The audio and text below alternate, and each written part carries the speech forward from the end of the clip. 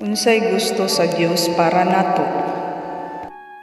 Ang nagbasa kag mantalaan, tanaw og TV o maminaw og radyo, makakita og makadungog kag mga balita bahin sa krimen, gubat ug terorismo.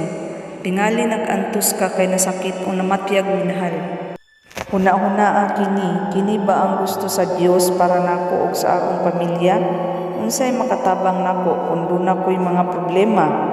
Moabot kaha ang panahon na magmalinawon na gyud ta. Biblia naghatag og kasaligang tubag ni anang mga pangutanaha. Ang Biblia nagtudlo nga ang Dios dunay nindot kaayo himuon sa yuta. Ang mga tawo dili na mag-antos, matigulang o mamatay.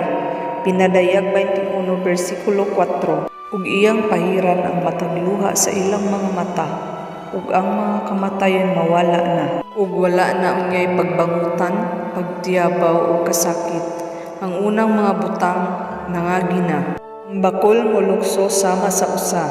Isaias kapitulo 35 bersikulo 6. Nianang panahona ang bakol molukso sama sa usa, ug ang dila sa amang musingkit sa kalipay, kay mubugwak ang katubigan sa pamingawan, ug ang sapa sa desyertong kapatagan.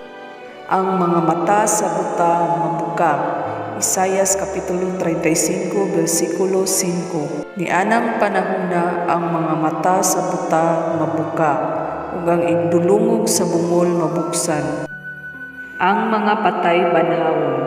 Juan kapitulo 5 bersikulo 28 hangtod sa 29. Ayaw kahibulong niini kay moabot ang panahon nga ang tanang anaa sa kahandumanang mga lubnganan makadungog sa iyang tingog, ug mga banhaw kadtong nagbuhat og maayo makadawat og kinabuhing walay katapusan, ug kadtong nagbuhat og dautan pagahukman. Nay masakit. Isaias 33 bersikulo 24. Ug walay residente nga moingon, masakiton ko ang katawhan nga nagpuyo sa yuta pasayloon sa ilang kasaypan. Ang tanang tawo unya daghan ang pagkaon. Salmo kapitulo 72 bersikulo 16. Duna unyay dagayang lugas sa yuta. Musugwak unya kini sa tumoy sa kabukiran. Ang iyang bunga mulambo sama ni ana sa Lebanon, ug mudaghan ang mga tawo sa syudad sama sa mga tanom sa yuta. Imusli ang mga gitudlo sa Biblia.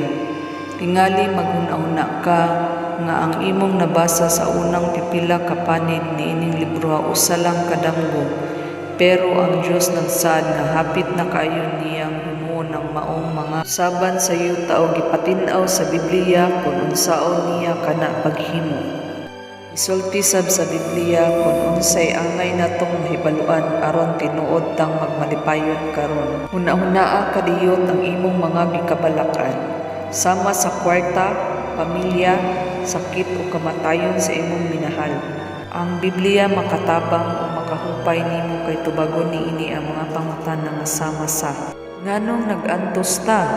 Unsaon nato pag-atubang ang mga problema? Posible bang magmalipayon ang atong pamilya?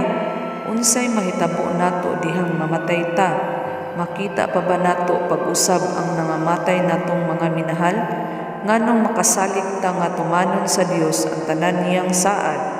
Ang imong pagbasa niining libruha nagpakita nga gusto kang mahibalo kung unsay gitudlo sa Biblia. Kining libruha makatabang nimo. Dunay mga pangutana para sa mga parapo nga makatabang nimo nga mas masabtan ang Biblia. Milyon ang nakahisgot sa Biblia uban sa mga saksi ni Jehova. Unta ikaw pud, hinaot panalanginan ka sa Dios samtang nagkaton ka sa gitudlo sa Biblia. Sinatiya ang imong Biblia. Ang Biblia ay dunay 66 kabasahon ug sulat. Matag usa gibahin sa mga kapitulo ug bersikulo. Busa sayon ra ang pagpangitag teksto. Dihang maghisgot og teksto kining libruha ang unang numero human sa ngalan sa basahon sa Biblia mao ang kapitulo. Ug ang sunod nga numero mao ang bersikulo pananglitan. Ang 2 Timoteo kapitulo 3 bersikulo 16. Ang tibuok balaang kasulatan gisulat pinaagi sa paggiya sa Dios ug mapuslanon sa pagtudlo, sa pagbadlong, sa pagtulid sa pagdisiplina diha sa kamatarong. Nagtumong sa ikaduhang sulat para kang Timoteo, Kapitulo 3, versikulo 16. Kung ang mga teksto niining libruha, pangitaon nimo sa Biblia, dali ra nimong masinati ang Biblia. Pwede sad nimo kining basahon kada adlaw. Kung mobasa kag tulo ngadto sa 5 ka kapitulo kada adlaw, mabasa nimo ang tibok Biblia sa usa ka tuig.